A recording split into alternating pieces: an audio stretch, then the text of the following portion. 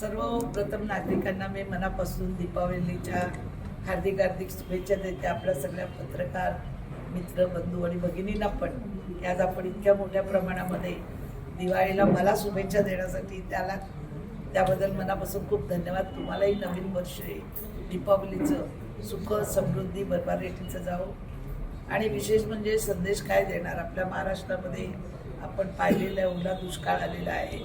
शेतकऱ्यांचे प्रश्न आज आपण सोडवण्याचा सगळे मिळून महाराष्ट्र राज्य शासन असतील किंवा राज्याचे माननीय मुख्यमंत्री देवेंद्र भाऊ फडणवीस असतील, उपमुख्यमंत्री एकनाथरावजी शिंदे असतील, आमचे दुसरे उपमुख्यमंत्री अजितदादा पवार असतील, हे पूर्ण महाराष्ट्रातले जे आमचे आमदार खासदार आहेत, मंत्रीगण आहेत, हे सगळेजण आपापल्या प्रभागामध्ये महाराष्ट्राचा आलेल्या दुष्काळाबद्दल काम करत आहेत.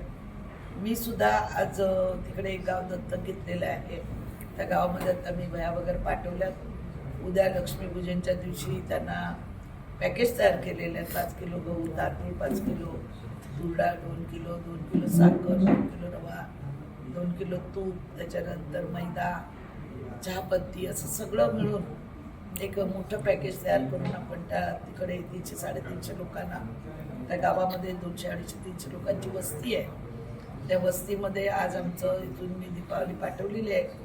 ती उद्या ते लोक वाटतील, तिथले ग्रामस्थ, गावची लोक.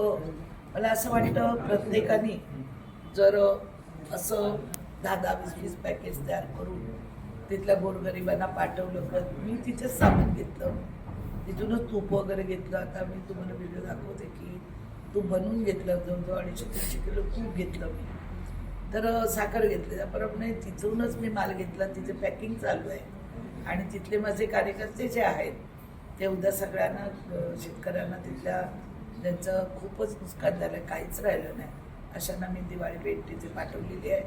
मला असं आवाहन करायचं आहे की आपण सर्व लोकांनी अशीच पद्धतीने जर दिवाळी भेट प्रत्येकाने, एक कोणी माणूस असेल त्याला एक कुरिअरनी काही पाठवून दिलं, छोटंशी गिफ्ट जरी, किंवा मुलांना पुस्तकं म्हणा, काही म्हणा, तर त्या लोकांना त्याचा फायदा होईल.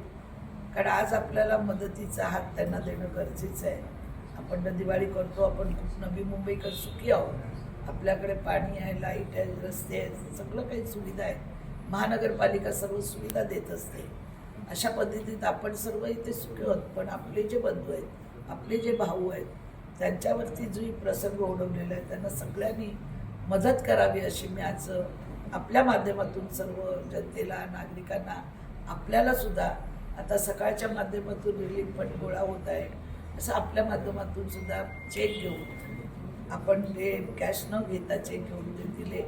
एका जरी गरिबाचं तिथून ॲड्रेस घेऊन, आपले मित्रमैत्रिणी असतात, आपले तिथे पत्रकार असतात बंधू, त्यांना विचारलं की तिथे कोणाला मदत द्यायची. तर मला असं वाटतं एक खालीचा वाटा आपण उचलूया असं मला वाटतं. आभाळ पाटले त्याला कोणी ठिगळ लावू शकत नाही, पण आपण थोडं करून प्रत्येक जणांनी मदत केली तर निश्चित स्वरूपामध्ये आज त्या शेतकऱ्यांना मदत होऊ शकते. त्यांना फार मोठा दिलासा मिळू शकतो. विद्यार्थ्यांची पुस्तकं सुद्धा राहिली नाहीत. मी परवाच्या दिवशी तिथे माझे कार्यकर्ते जाऊन वह्या वाटले का गावामध्ये, खूप विद्यार्थी खुश झाले. त्यांना एक आशेचा किरण आपल्या माध्यमातून, आपण जे इथे राहतो शहरामधल्या त्या लोकांच्या माध्यमातून त्यांना आशेचा किरण. मोठमोठ्या कंपन्या त्यांनी गावं दत्तक गेलं काही हरकत नाही आहे. त्यांनी गावं दत्तक घेतली पाहिजे, गावं सुधरवली पाहिजे. त्यांना पण जगण्याचा, नाही तर गाव ओसाड पडणार आहे. कारण शेतामध्ये चिखल गेल्यामुळे शेतीत पुन्हा पिकणं फार मुश्किल आहे. त्याच्यामुळे आपण सर्वांना एकच आवाहन करूया की शेतकऱ्यांना मदत करा. पुन्हा एकदा आपल्या सर्वांना दीपावलीच्या खूप खूप शुभेच्छा. धन्यवाद.